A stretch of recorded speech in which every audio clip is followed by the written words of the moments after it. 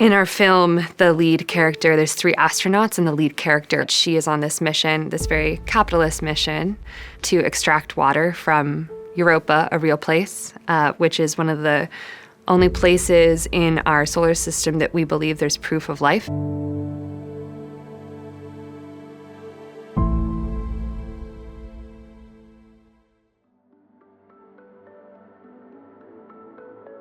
So Europa is the 3rd virtual production show that ETC is doing and the 7th innovation film that we're doing. The idea was to basically test these new technologies on short films that would be led by a fresh graduate out of the MFA program at USC.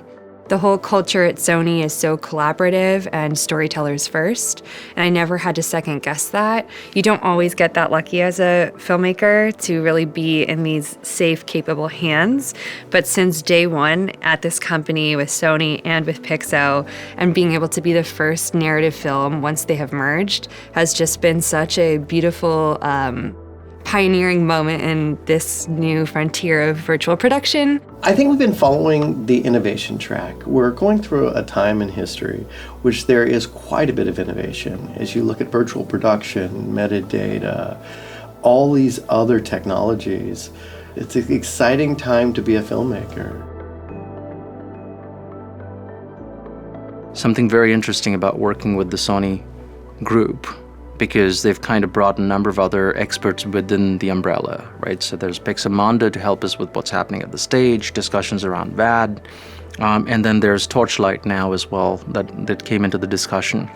Biggest challenge in this regard is that the vision of the director, she had a large scope, and trying to figure out how to bring that director's vision to life on our stage.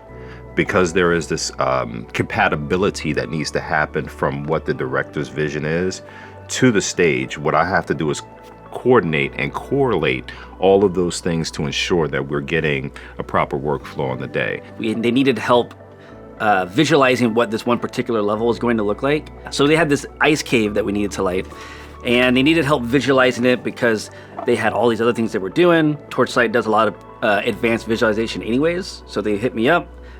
We figured it out before set, and then when I got to set, it was all about taking that scene that's like on the LED wall, and then working with the DP and making sure that that set and that wall were married and blended well together. I had a really amazing experience with the Sony ecosystem, because it's a sound stage, it's some beautiful panels, and then that's only half of the battle, right? The other half is who's running the stage and who's helping you prep to get to the stage. The quality of B-Series and now the Verona, which is also even better, is phenomenal. It's the only time I've ever come into an LED world where I've done color accurate work at home with the VAD team for a month, and then you bring it in and it actually looks better on the wall. Sony's approach has been very different. They've taken that technology from color reference monitors and essentially panelized it so that we can utilize it for virtual production. Now, that's very important because the reality of it is that the amount of resolution that we can push through these panels is much higher than others that are trying to do the same thing in the space. Because of the virtual Venice, we've been able to look at things in the very beginning before we get to post. Only makes the post job easier.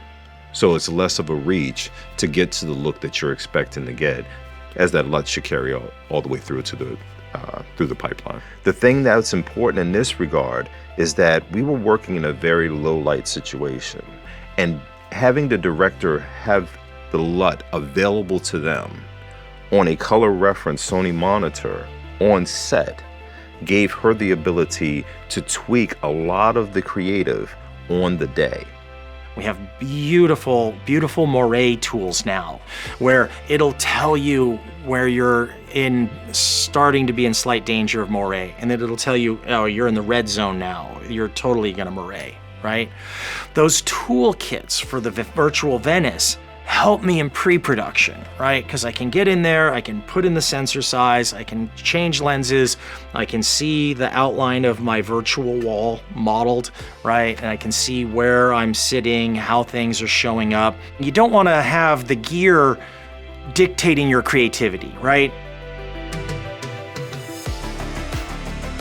We use the Sony color calibrator. Normally, you have to have the LED wall has its own color space, and it looks different to the sensor.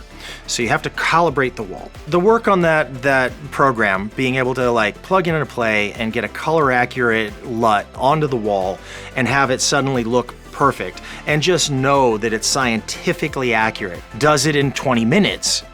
It is part of that idea of swapping things where we're things that we typically think of in post, we think of it in pre-production. Essentially, our director was coming up with creative ideas on the day based on the fact that the color was very much closer to what you would expect on final pixel.